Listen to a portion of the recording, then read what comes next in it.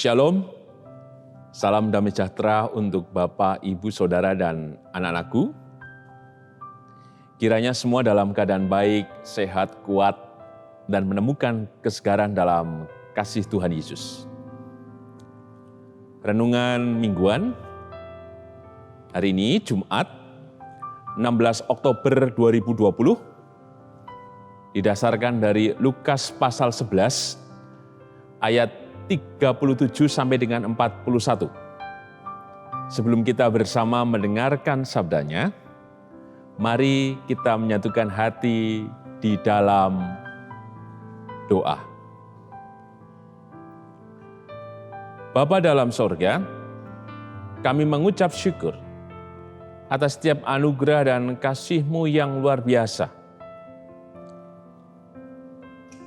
Cara-Mu, kekuatan-Mu, dan topangan-Mu membuat kami terus bersemangat merayakan kehidupan.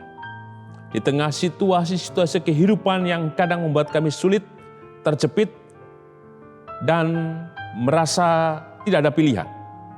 Tapi karena kasih-Mu sajalah yang memampukan kami terus menjalaninya. Bahkan kami melampaui dari setiap peristiwa-peristiwa tersebut. Dan kami menemukan berkat, menemukan kesegaran, menemukan rahmat-Mu yang besar itu. Maka kami yakin, kebenaran yang hendak kami renungkan bersama dari Lukas 11, ayat 37 sampai dengan 41 menjadi dasar yang teguh untuk kami kembali berjumpa dengan kebenaran, kuasa dan mujizat-Mu yang berkarya kini dan sepanjang masa atas kehidupan kami. Maka bukalah dia Tuhan dan jamahlah kami, supaya kebenaran-Mu berbicara atas hidup dan pengharapan kami. Mohon ampun atas setiap dosa pelanggaran kami ya Tuhan, kuduskan layakan kami melalui tubuh dan darah-Mu Tuhan. Supaya dengan pemurnian yang dari-Mu dan pengampunan dari-Mu itu Tuhan, tubuh jiwa roh kami terpelihara oleh karena kasih keselamatan dan pengampunan-Mu itu. Di dalam-Mu ya Tuhan Yesus sang sumber kebenaran dan keselamatan.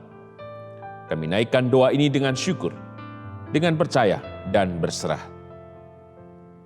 Amin. Mari kita bersama merenungkan sabdanya, didasarkan dari Injil Lukas pasal 11, ayat 37 sampai dengan 41, dengan judul perikop Yesus mengecam orang-orang Farisi dan ahli-ahli Taurat. Injil Lukas pasal 11 ayat 37 sampai dengan 41. Demikian sabda Tuhan. Ketika Yesus selesai mengajar, seorang Farisi mengundang dia untuk makan di rumahnya. Maka masuklah ia ke rumah itu, lalu duduk makan. Orang Farisi itu melihat hal itu dan ia heran karena Yesus tidak mencuci tangannya sebelum makan. Tetapi Tuhan berkata kepadanya, "Kamu orang-orang Farisi, kamu membersihkan bagian luar dari cawan dan pinggan, tetapi bagian dalammu penuh rampasan dan kejahatan. Hai orang-orang bodoh, bukankah Dia yang menjadikan bagian luar? Dia juga yang menjadikan bagian dalam. Akan tetapi, berikanlah isinya sebagai sedekah dan sesungguhnya semuanya akan menjadi bersih bagimu." Berbahagialah kita yang merenungkan sabdanya, berbahagialah kita yang percaya pada kebenarannya. Haleluya. Amin. Tema hari ini, keluarga yang setia. Bapak, Ibu, Saudara dan anak-anakku, kita masih dalam bulan keluarga. Dan ini diselenggarakan dalam aras Sinode Gereja-Gereja Kristen Jawa.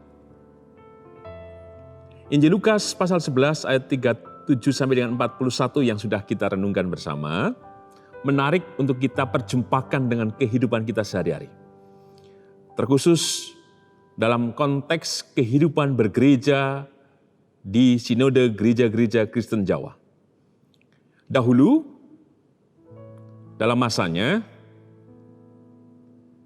gamelan, gitar, dan alat-alat musik lainnya tidak boleh masuk atau menjadi penghantar atau pengiring dalam ibadah. Hanya organ saja yang boleh. Dengan alasan bahwa itu tidak ngristeni, tidak sesuai dengan Injil. Namun kemudian dalam perkembangannya, alat-alat musik itu mulai digunakan untuk menjadi pengiring ibadah. Bahkan yang lebih populer lagi menggunakan seperangkat alat musik yang seperti gaya anak muda, drum dan lain sebagainya. Semua dikombinasikan dalam ibadah. Kenapa demikian? Dulu tidak boleh kemudian alat-alat musik tersebut masuk. Tentu karena warisan dari para misionaris yang bukan berangkat dalam tradisi Jawa secara khusus. Mereka adalah orang-orang barat yang kita sebut barat. Kalau di GKJ, sending atau lembaga misinya dari Belanda kebanyakan. Tentu dalam cara pandang barat berbeda dengan cara pandang orang Jawa. Sehingga sebenarnya bukan tentang berita Injil itu sendiri yang dikenakan untuk melarang alat-alat musik tradisional sebagai pengantar dalam ibadah di gereja-gereja Kristen Jawa. Mereka hanya menerapkan budaya mereka, membuat standarisasi bahwa budaya mereka lebih tinggi daripada budaya lokal di Jawa ini. Tapi kemudian gereja Kristen Jawa mulai membuka diri, menyambut berbagai, secara khusus alat-alat musik sebagai pengiring untuk merayakan ibadah. Persis gambarannya, ketika Tuhan Yesus diundang untuk masuk ke rumah salah seorang Farisi, dan ia duduk serta makan. Ada pola tradisi yang berbeda yang kemudian dianggap melanggar pada tatanan yang seharusnya dilakukan oleh orang-orang Yahudi. Orang Farisi menggugat cara yang tidak biasa yang ditunjukkan oleh Tuhan Yesus. Karena biasanya dalam tradisi orang Farisi atau ahli Taurat, sebelum makan mencuci tangan.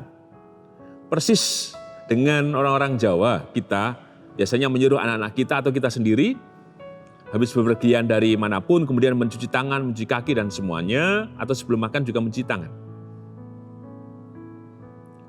Dalam bahasa orang Jawa biasanya mengenakan sebuah tradisi kepada yang lain atau sedang menerapkan tradisi atau budaya, Yesus bisa dianggap benar, tetapi orang benar. Apa yang dilakukan Tuhan Yesus tidak salah, tetapi bagi orang Farisi tidak benar. Tidak benarnya karena apa? Tidak melaksanakan pada konsensus atau kesepakatan bersama. Sebagai sebuah tradisi, yaitu harus mencuci tangan. Tetapi kembali, Tuhan Yesus menjelaskan, mengedukasi, memberikan pemahaman dan pengertian kepada orang Farisi. Termasuk pada orang yang ada di sekitar orang Farisi. Bahwa bukan pada persoalan teknis yang perlu diperdebatkan, tapi pada pemaknaan yang bersifat esensi, yang prinsip yang kemudian harus dijalankan. Karena menurut Tuhan Yesus, seringkali kita memperdebatkan, khususnya orang Farisi, pada hal-hal yang nampak dari luar. Dan itu senyata-nyatanya ada dalam kehidupan orang Farisi. Mereka menampakkan diri sebagai orang yang terbaik, terhormat, termulia. Bahkan dalam standarisasi moralitas mereka dianggap atau mereka menganggap lebih tinggi daripada yang lain sehingga mereka bisa menilai yang lain lebih rendah. Dalam dialog Tuhan Yesus dengan orang Farisi ini jelas orang Farisi sudah memandang rendah dulu Tuhan Yesus yang dianggap tidak benar. Bahkan mungkin sudah dianggap tidak benar. Tapi kemudian Tuhan mengedukasi, memberikan pemahaman dan pengertian. Melampaui dari persoalan tradisi atau konsensus atau kesepakatan bersama atau kebiasaan-kebiasaan yang terpelihara dan dijadikan sebuah norma atau hukum bagi orang-orang Farisi, ahli Taurat, dan orang-orang Yahudi lainnya. Mari kita lihat di ayat yang ke-37 terlebih dahulu. Ketika Yesus selesai mengajar, seorang Farisi mengundang dia untuk makan di rumahnya. Maka masuklah ia ke rumah itu, lalu duduk makan. Yang pertama,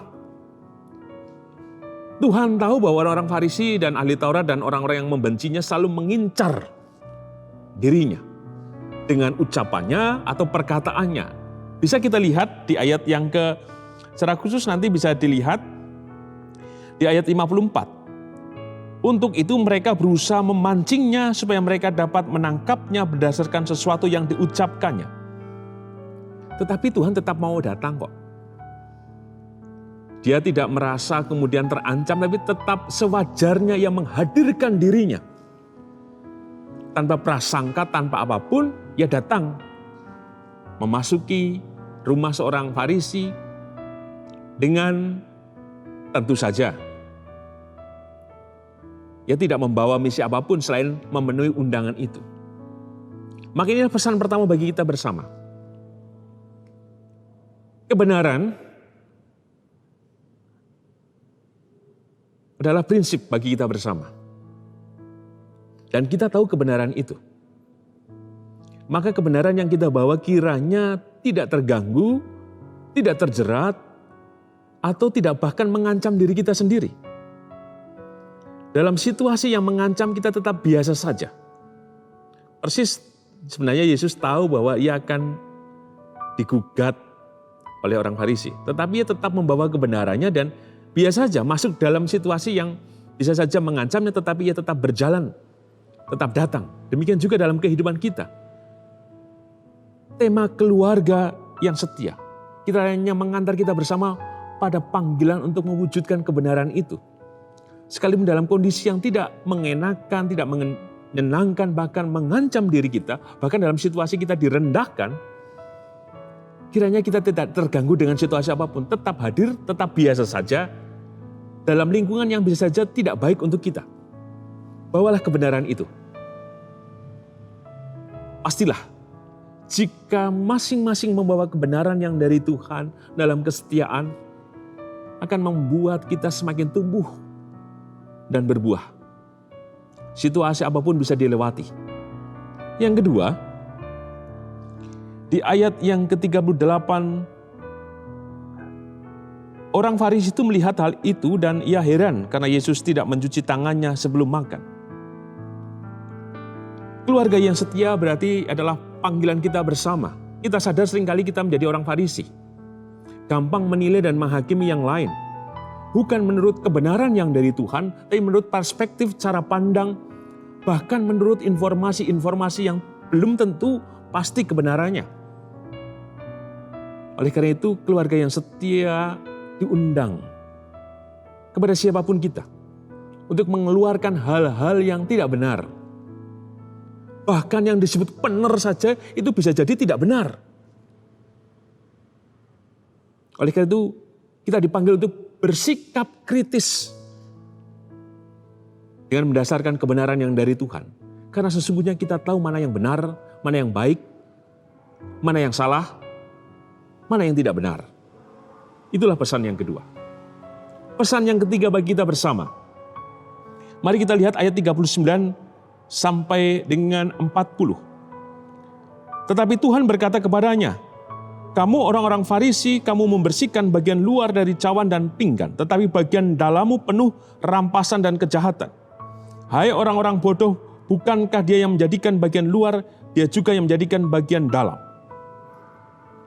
Inilah pesan ketiga bagi kita bersama. Mari perhatikan bukan apa yang nampak dalam diri kita saja, tetapi bagian dalam kita. Kita seringkali berlomba menunjukkan pakaian kita yang terbaik, tapi tidak menunjukkan atau mencoba menghadirkan kita yang sebaik-baiknya dalam kehidupan sesuai dengan kehidupan yang memang kita hidupi. Kita menampilkan supaya orang lain hormat dan sebagainya, tapi kita tidak menampilkan diri secara sungguh-sungguh bagaimana dan siapakah kita sesungguhnya. Tuhan tahu, karena Ia mencipta kita bukan hanya yang di luar tetapi yang di dalam. Oleh karena itu, pesan yang ketiga ini, sebelum kita menampilkan yang di luar, mari tampilkan dulu. Mari lihat siapa diri kita dan bagaimanakah kita dalam kehidupan ini. Jangan-jangan setiap aktivitas rohani kita hanya untuk menampilkan diri untuk dihormati, dipandang oleh yang lain. Bahkan di tengah keluarga, kita seperti yang paling kuasa mengatur keluarga atau mengatur gereja atau masyarakat. Tetapi sesungguhnya kita tidak mampu mengatur diri kita. Persis di ayat yang ke-39. Penuh dengan kejahatan. Dan kita sadar, sesungguhnya dari kita penuh dengan kejahatan. Inilah prinsip yang pertama yang harus kita keluarkan adalah kejahatan itu sendiri dalam diri kita. Oleh karena itu, tampilkanlah semuanya. Dan sebaik-baiknya mulai dari dalam. Dan sebagai penutup, menjadi keluarga yang setia.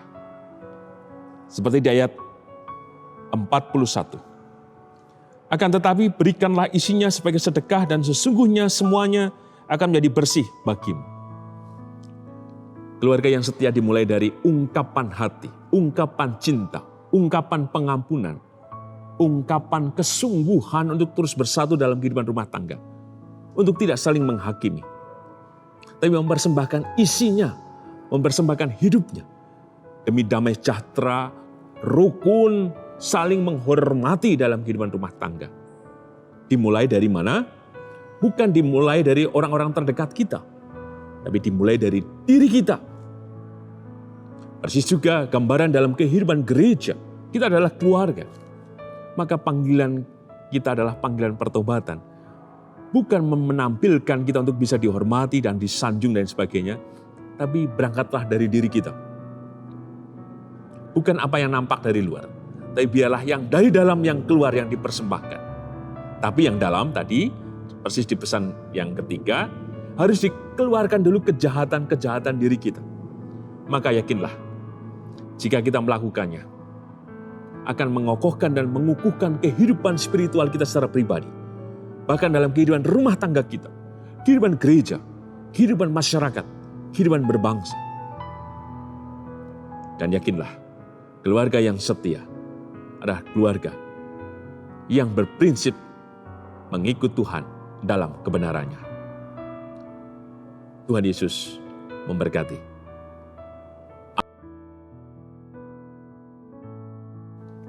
Bapak, Ibu, Saudara, dan anak-anakku yang dikasihi Tuhan, mari kita menyatukan hati di dalam doa. Kami mengucap syukur Tuhan atas kebenaran-Mu yang terjadi dalam kehidupan kami. Kami harus memperhatikan bagian dalam kami. Bukan tampilan apa yang nampak bagi orang lain. Yang kedua, panggilan kami bukan melihat orang lain menurut sudut pandang kami. Tapi bagian kami adalah mengelola spiritualitas kami secara pribadi. Hubungan kami yang terpaut dengan-Mu Tuhan dalam seluruh kebergantungan pengharapan kami kepada kuasa dan mukjizat-Mu ya Tuhan Yesus. Hari ini kami diperjumpakan dengan kebenaran-Mu, supaya keluarga kami setia. Maka biarlah kesetiaan itu yang terus kami nyatakan dan wujudkan dalam langkah hidup kami ya Tuhan.